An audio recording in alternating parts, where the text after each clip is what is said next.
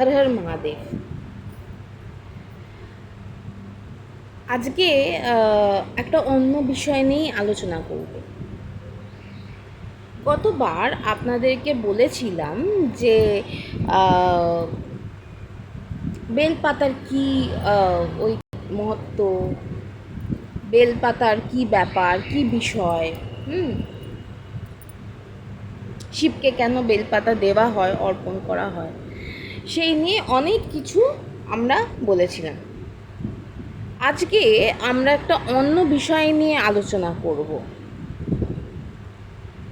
আজকে আমরা জানব যে শিবের গলার যে সাপটি, তার কি মহত্ব,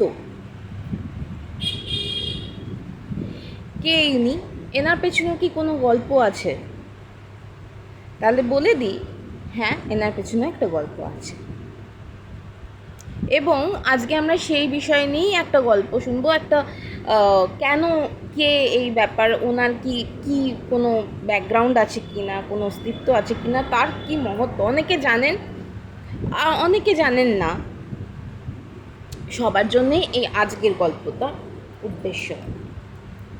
তো চলুন সময় নষ্ট না করে আজকে এই বিষয় নিয়ে একটু আলোচনায় বসি, রিয়েলিটিটা কি সেটা নিয়ে জানি। এবং তার আগে, শুরু করার আগে একটু সবাইকে বলে দিই, যারা আমার ইউটিউব চ্যানেলটা ফলো করছেন, যারা আমার রিসার্চটা নিয়ে বলছেন বা যারা আমার রিসার্চটা নিয়ে করেন, তাদেরকে বলে দিই, তাদের যদি ভালো লাগে তারা ডেফিনেটলি আমাকে সাবস্ক্রাইব করবেন, আর আরও গল্পের জন্য এরকম, আর ডেফিনেটলি একটু শেয়ারও করে দেবেন। চলুন সময় নষ্ট না করে আজকে আমরা জানি যে সাপ, মানে শিবজির যে বা দেবানীদেব মহাদেবের গলায় যে তিনটে সাপের, তিনটে প্যাঁচওয়ালা যিনি সাপ, তার অস্তিত্ব কী। প্রথমেই বলি, দেবানীদেব মহাদেবের গলায় যে তিনটে প্যাঁচ দিয়ে যে সাপ, তার নাম, উনি আর কেউ নয়, উনি হচ্ছেন ভাসুকি। এবার ভাসুকি কে, তার অস্তিত্ব কোথা থেকে? এর আগেও আপনাদেরকে বলেছিলাম, আমার আগে যারা রিল ফলো করেন তারা জানেন যে এর আগে আপনাদেরকে এই শ্রাবণ শিবরাত্রি মাহাত্ম্য নিয়ে একটা সমুদ্র মন্থনের গল্প আপনাকে বলেছিলাম।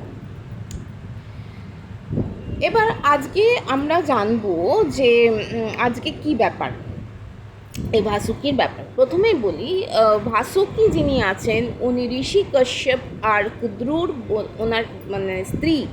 ঋষি কশ্যপের প্রথমেই বলে রাখি, ওনার দুইটা স্ত্রী ছিল, একটা বিনাথা আর একটা হচ্ছে মন্দ্রু। এবার মন্দ্রু যিনি ছিলেন, মন্দ্রুর এক্সপেকটেশন ছিল, অনেক সময় উনি চাইতেন যে ঋষি কশ্যপ আর ওনার অনেক পুত্র হোক, তার জন্য অনেক পুজোও ওনারা দুজনে করেছিলেন। এবার ব্যাপারটা হচ্ছে, কদ্রুর দুইটা ছেলে, ঋষি কশ্যপ আর কদ্রুর দুইটা ছেলে ছিল, এবং সেই দুই ছেলের নাম, একজন ছেলের নাম হচ্ছে শেষা বা আদি বা অনন্ত বলা হয়, আর একজনের নাম হচ্ছে এই ভাসুকি। দুজনেই কিন্তু ভাই, দুজনে সর্প হিসেবে জন্মগ্রহণ করলেও তারা কিন্তু সর্প ছিলেন না আদতে। ভাসুকির আগেও বলেছি, এখনও এই কথা বলছি যে ভাসুকি যিনি ছিলেন, উনি হচ্ছেন ছোট পুত্র ঋষি কশ্যপের।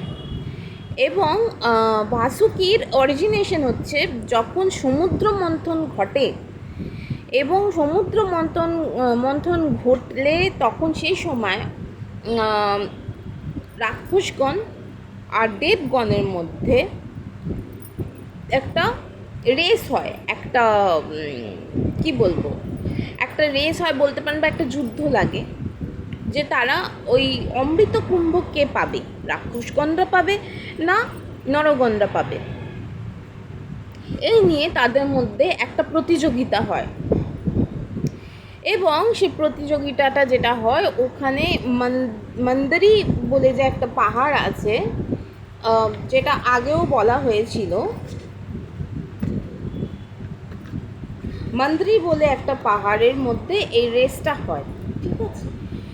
এবং সেই রেসটা যখন হয়েছিল সেখানে এই ভাসুকি যিনি বড় নাগ, যিনি যে সাপ, ভাসুকি কয়েল হয়ে যায় ওই পাহাড়ের চূড়ায় দড়ি হিসেবে, এবং ভাসুকির ল্যাচটা পায় হচ্ছে দেবগণ, এবং ভাসুকির যে মুখের অংশটা পায় হচ্ছে রাক্ষসগণ।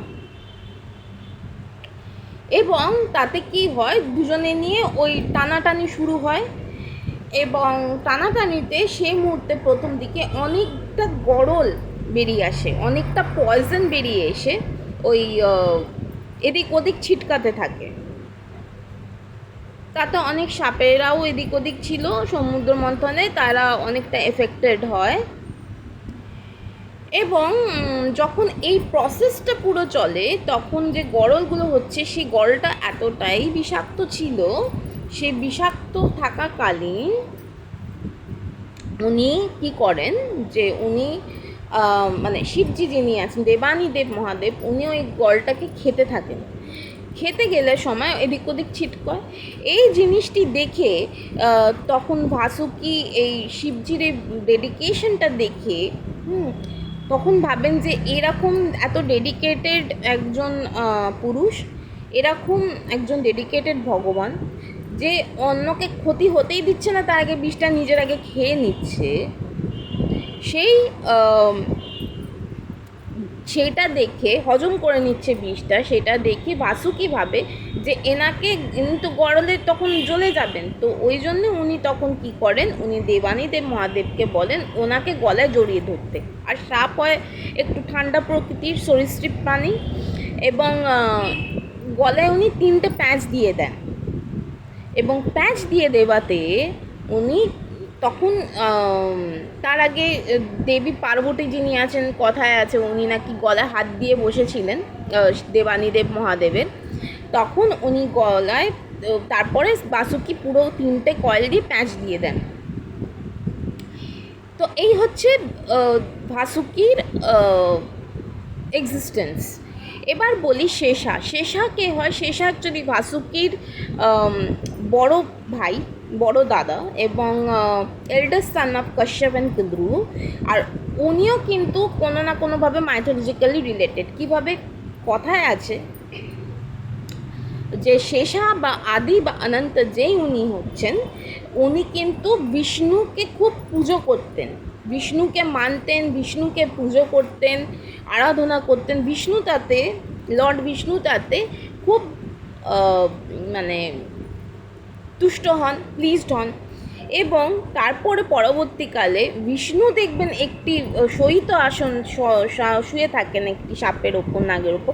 ওই নাগটি হলো শেষা, বা আমরা বলি আদি বা অনন্ত। তো দুজনে দুরকমভাবে রিলেটেড। তো আজকে আপনাদেরকে আমি এই গল্পটা শোনালাম।